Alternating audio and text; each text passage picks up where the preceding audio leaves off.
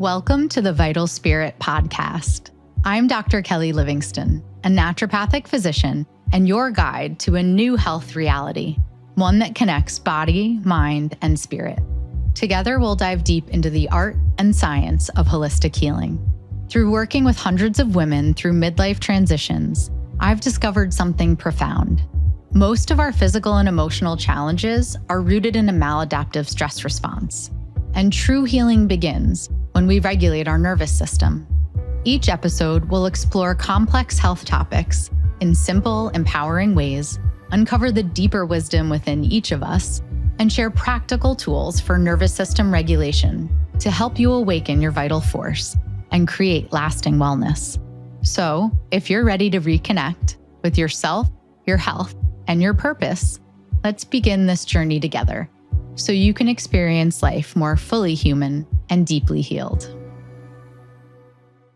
Hi, and welcome back to part 2 of our conversation on inflammation.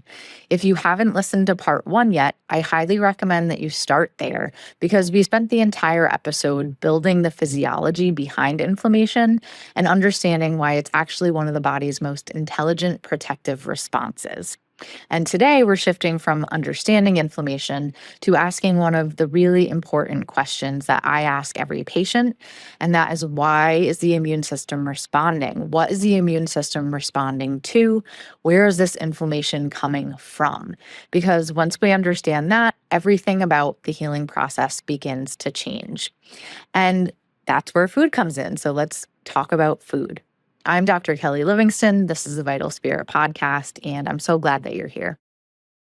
And that's where food comes in too. So you probably are overwhelmed by the information on the internet about what's a superfood, what's toxic, what's anti-inflammatory, what's inflammatory. It's no wonder that many patients feel overwhelmed when they come in to see me. And they might ask me, what's the most anti-inflammatory diet? And while that's a great question, I think there's an even better one, which is, what is food communicating to my body? Every bite of food that you take is a conversation with your physiology.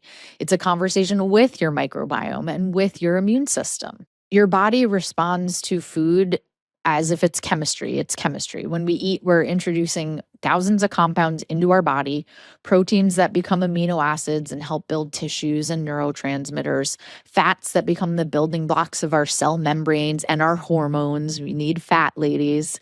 Carbohydrates become glucose, which is one of our primary energy sources. We also need carbs. And vitamins and minerals are becoming cofactors that allow us to have all of these biochemical reactions and processes occur in our body. Polyphenols from colorful fruits and veggies are going to influence gene expression and antioxidant pathways, which are going to be a big part of the inflammation conversation.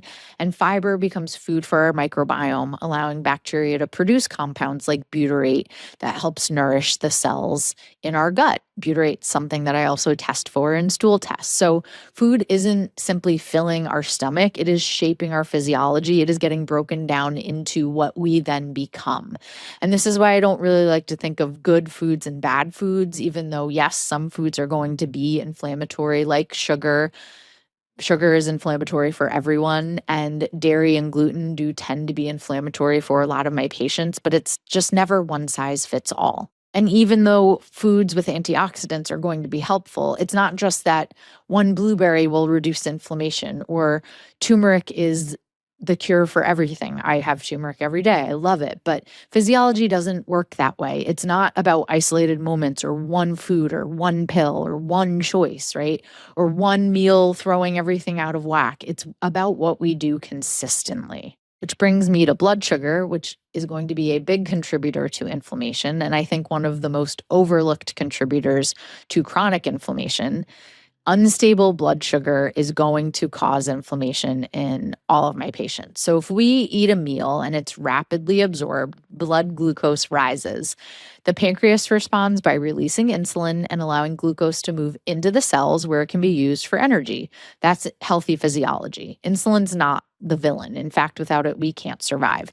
But the problem is when blood sugar rises sharply and then falls quickly and then rises again day after day. So if you're eating sugar without fiber and fat, right? If it's going up and down, or if you're not eating at all and your cortisol is increasing to pull sugar from our liver to give us energy and it's going up and down, that's going to lead to inflammation. Blood vessels are going to be injured by this fluctuation of sugar. Proteins become glycated, inflammatory pathways are activated, and then cells stop responding to insulin as efficiently as they once did. So then your pancreas makes more insulin, and this is what leads to insulin resistance. And it's one of the reasons chronic inflammation and metabolic disease often travel together. It's not just about diabetes or just about cardiovascular disease or just about cancer or cognitive decline. They're all working together hand in hand. One of the many chronic diseases we see every day share this common physiology. That's why I do spend so much time with patients talking about protein, about fiber, about healthy fats, because balanced meals create a more stable metabolic environment, and stable physiology creates calmer immune signaling and less inflammation. And I think it's important to remember that no food can compensate for a life that is fundamentally out of balance. So I can recommend wild salmon and extra virgin olive oil, blueberries and walnuts and turmeric and leafy greens. And I absolutely do. These foods have beautiful research behind them. But if you're not sleeping, you're living under chronic stress and you're not moving your body, or you're profoundly isolated and lonely, then food is not going to move the needle in the inflammation cascade. Food is an incredibly important piece of the puzzle, but it's still just one piece of the puzzle. Health is created by thousands of these decisions and small conversations our body's having within and with the world around us every single day. And remember, food is so individualized. So again, I am testing for things like food allergies and sensitivities and working on that intestinal permeability so that we can turn off the chronic inflammatory cascade. Now, for thinking more about how the immune system relates to inflammation, you might think back to one of the episodes I did on Epstein-Barr virus, or EBV. So most adults have been exposed to EBV at some point in their lives. For many people, it causes infectious mononucleosis. And for others, the initial infection is so mild that they don't even know they have it. And afterward, the virus remains dormant in the body. Most of the time, that's not a problem. Our immune system keeps it under control. But under certain circumstances, periods of significant stress, immune dysregulation, or other physiological changes occurring, then that can be associated with a viral reactivation or an altered immune response. And this is an area of ongoing research, and it does require careful clinical context, but the same is true for lots of other infections. So I just interviewed Dr. Donnie Wilson, where we talked all about HPV.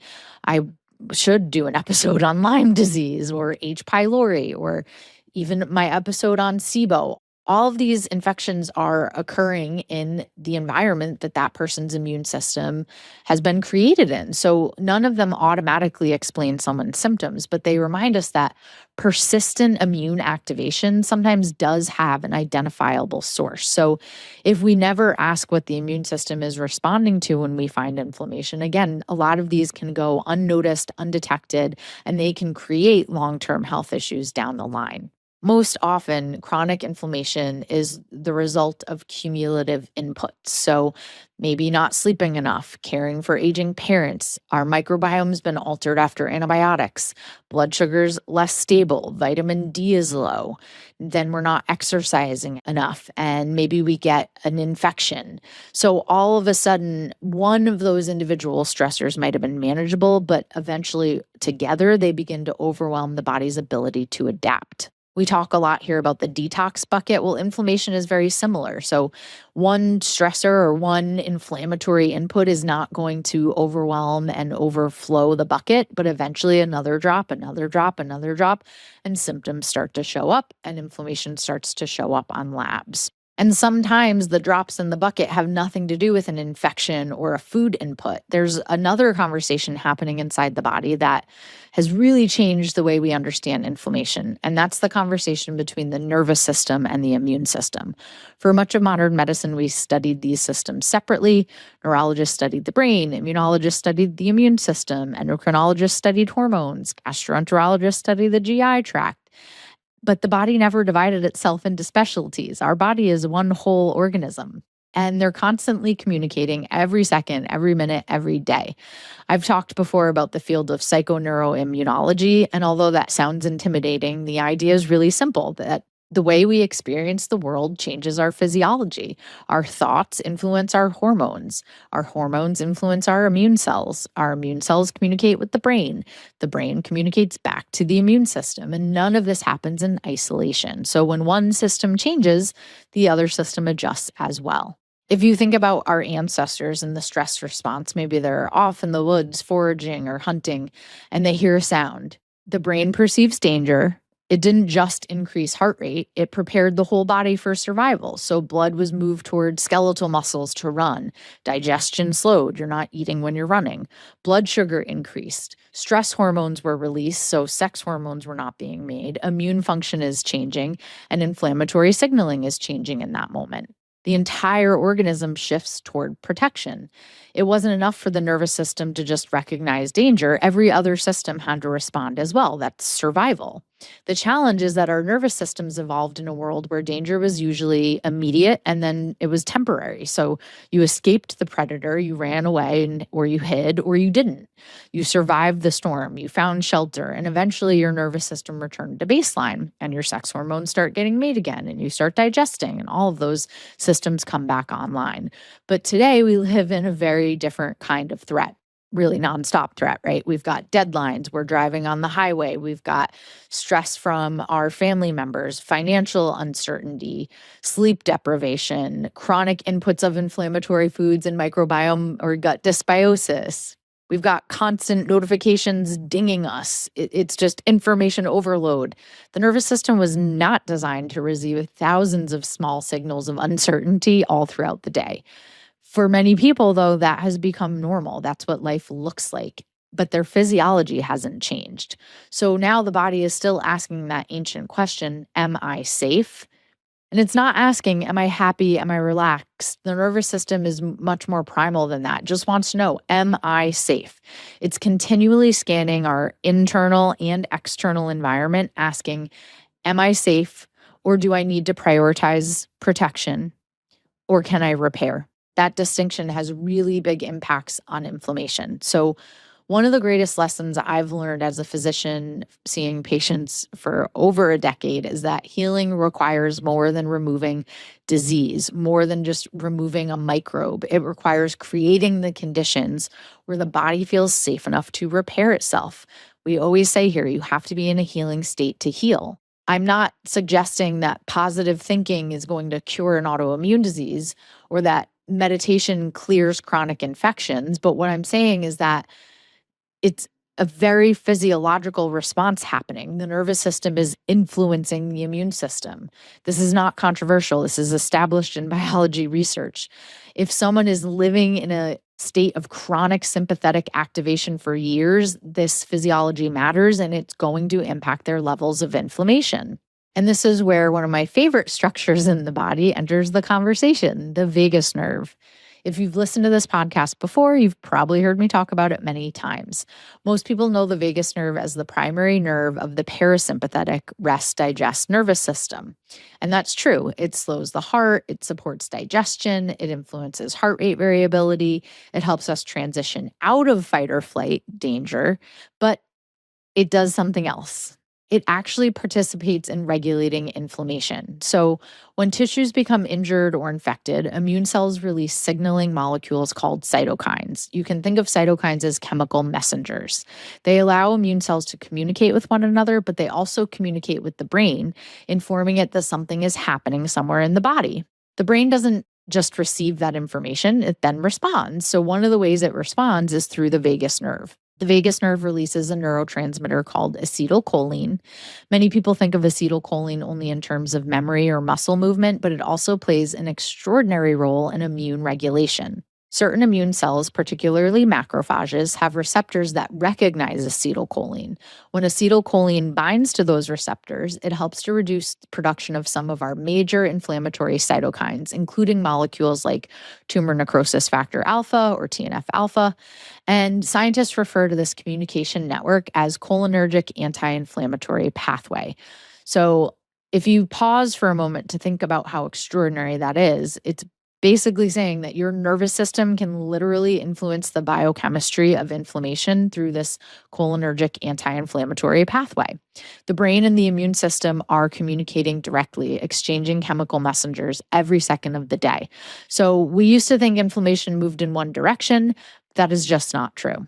The immune system informs the brain responds through the autonomic nervous system, the vagus nerve influences immune cells, and those immune cells alter the inflammatory environment. This new information then travels back to the brain, and it's a continuous feedback loop.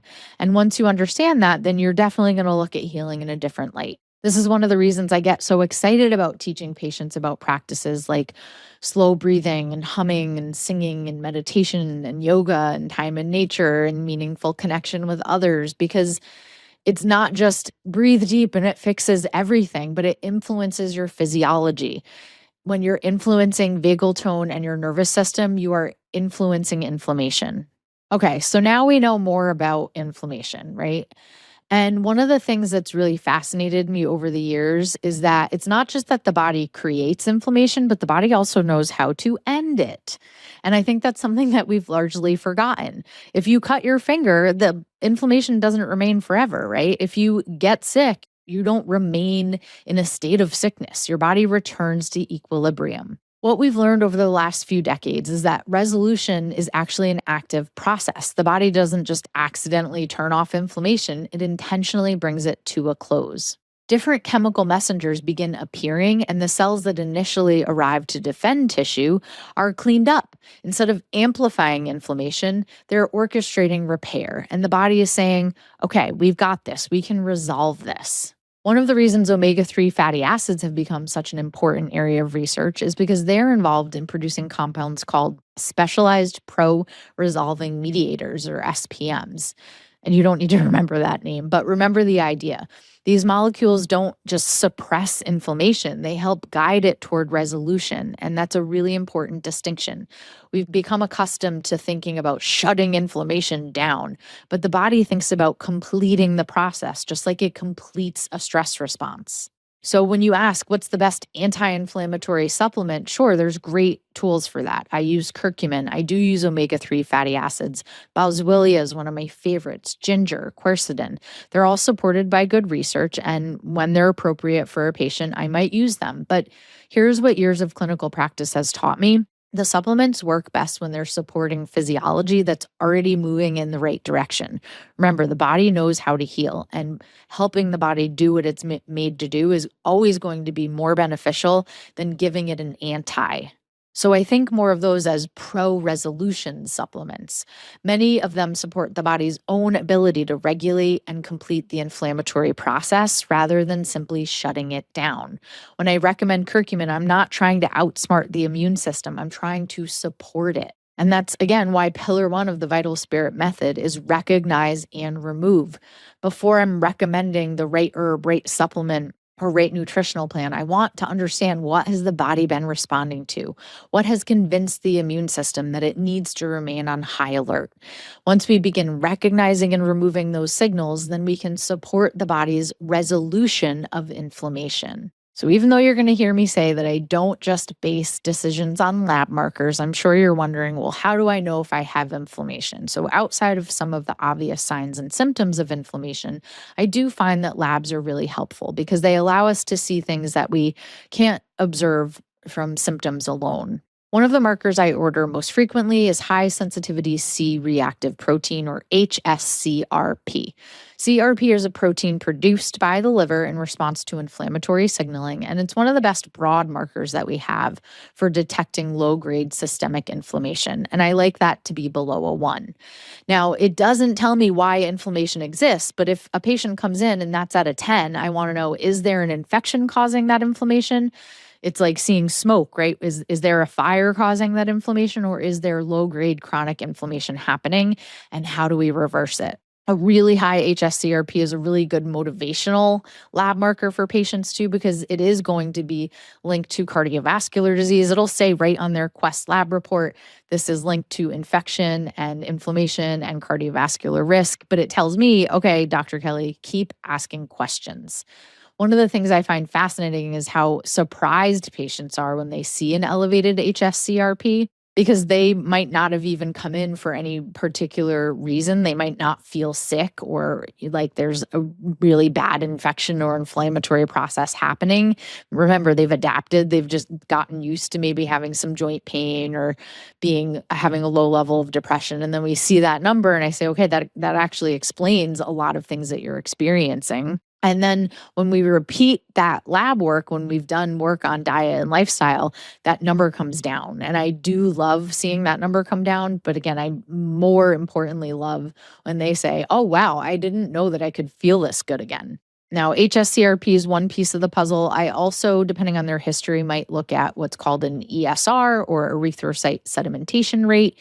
And again, it's another non-specific marker of inflammation. So it's telling me inflammation is present, not what's causing it. It's my job to figure that out, but it is telling me that there's inflammation there. Ferritin, which we have a whole episode on, can also be a marker of inflammation. Most people know it as our iron storage marker, and that's true, but it's also an acute phase reactant. So ferritin can rise during inflammation, completely independent of iron stores. And so a really high ferritin of a 250, for example, is very different in someone with hereditary hemochromatosis causing that, or someone with maybe rheumatoid arthritis, or someone recovering from a viral illness. Everything in context, right? So I really want to know then why is that high?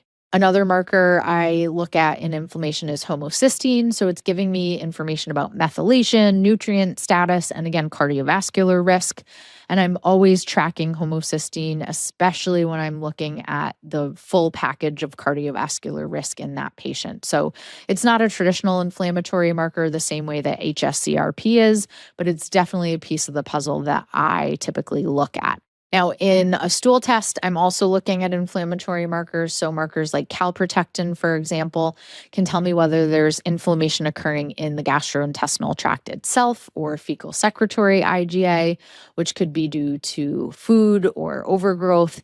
Again, I'm not just collecting numbers, but I'm looking at patterns. And the more inflammation I find in labs, usually the more that person actually feels inflamed. Okay, so if we find inflammation on labs and we know we're inflamed, where do we begin? What do we do? I'm going to start with food. I'm going to start with assessing how much inflammation is coming into the diet with food. And then, yes, I'm going to talk about anti-inflammatory foods. That's going to be part of our whole picture process. I'm definitely going to investigate the gut and that level of intestinal permeability or gut inflammation. Sometimes we're going to work on infections in the gut that are contributing to that inflammation. And we're absolutely going to talk about the contribution of the nervous system to chronic inflammation. We are absolutely going to talk about sleep and movement. They're going to be huge pieces of the inflammation reducing puzzle. And as I mentioned, I might be using anti-inflammatory supplements like curcumin, omega fatty acids, boswellia, ginger, vitamin D when appropriate. They're definitely tools that I use in practice. But most importantly, as I'm sure you've gathered from listening today, is that you want to figure out where the inflammation is coming from. What is your immune system responding to? Don't be afraid of the inflammation. Don't just try to turn it off. Become curious about it, because inflammation is one of the body's oldest and smartest communication languages. It's how the immune system communicates that something deserves our attention. Our job is not to just silence or suppress that message. It's to understand it. That's really what I want you to take home from today, is that our body possesses an extraordinary innate capacity to heal. Inflammation is part of the healing process, and our responsibility is to figure out why it's happening. When we talk in naturopathic medicine about removing obstacles to cure, that is so that the body can do what it's made to do, and so that it can resolve that inflammation the way that it was designed to. I'm going to leave you with a story that came to mind as I was preparing for this episode, and it's actually about someone that I've never met. She works with a friend of mine, and at some point she decided to complete my Calm Gut, Clear Mind 21-day reset. Her friend convinced her to do it. So she wasn't a patient. We'd never spoken. I don't really know why she was doing the program other than that my friend told me that she was doing it. I said, that's great. After she did the program, she started telling my friend about all the changes she noticed. And my friend said, I have to tell you this. So she had lost weight. Her joint pain had resolved. She felt a lot better, but she then returned to her primary care physician and they repeated some lab work that they had done before she started the program. And her CRP had gone down, her blood sugar had improved, and her cholesterol had improved. And I remember being really struck by that because I had not yet heard of someone who didn't know me, who wasn't a patient, or someone that I'd talked to about the 21-day reset. I'd not had a stranger do it yet. And then to get that feedback that not only did they feel better, but all of these markers had changed. And their doctor was like, "What are you doing?" And she was like, "I'm doing the 21-day reset with this naturopathic physician." It felt like such a win for me that these basic fundamental changes had clearly created an environment for her body that just no longer was inflamed. And I loved that. So I wanted to tell you that story. And I think it really highlights that sometimes we assume that meaningful changes in our health come from dramatic interventions and complex protocols. And sometimes, sure, they do, but more often, physiology begins changing because the environment changes. And for 21 days, she changed the information her body was receiving. She stepped away from the foods that were perpetuating inflammation, and she ate in a way that supported stable blood sugar. She was paying attention to her gut health. She was moving her body. She was thinking about stress. And it wasn't one single change, it was the cumulative result of all of those changes over time. And that's exactly why I created Calm Gut, Clear Mind, because it's a 21-day reset built around the first pillar of the Vital Spirit method, which is recognize and remove sources of inflammation. It's not a cleanse to punish ourselves. It's not about eating perfectly. It's not a promise that every symptom and every lab are going to change in 21 days, but it has really profound impacts and it's a structured place to begin. So for 3 weeks, she was removing many of the foods and habits that commonly contribute to inflammation. And she was emphasizing whole foods, quality protein, fiber, healthy fats, hydration, digestive support, and daily practices that help the nervous system move toward regulation. So the purpose is to create enough space that you notice how your energy changes, that your joints feel different, that your sleep is better, that your mind feels clear, that your mood is more stable. And I think sometimes we don't realize how much the body's been adapting until we begin removing some of the things that it's been adapting to, and we can really feel less inflamed. So if this episode has helped you recognize that inflammation may be playing a role in how you feel and you want a practical place to begin, you can learn more about Calm Gut, Clear Mind through the link in the show notes. And whether you choose to do any reset or begin somewhere else, I hope you leave this conversation with a different relationship to inflammation. And I hope you fear it a little less and respect it a little more, because it is one of the body's oldest protective responses, and it allows us to survive injury, clear infections, repair damaged tissue, and adapt to the world around us. Acute inflammation is essential to healing. But chronic inflammation tells us that the body is responding to something that is not fully resolved. And if we can create the right conditions, the body does know what to do. So thank you for joining me today. If this episode did change the way you think about inflammation, please share it with someone who might need to hear it. And you can subscribe to the Vital Spirit podcast and leave a review. It will help more people find these conversations and become active participants in their own healing. Until next time, stay curious about what your body is communicating and keep creating the conditions that allow your vital spirit to emerge. Have a great day.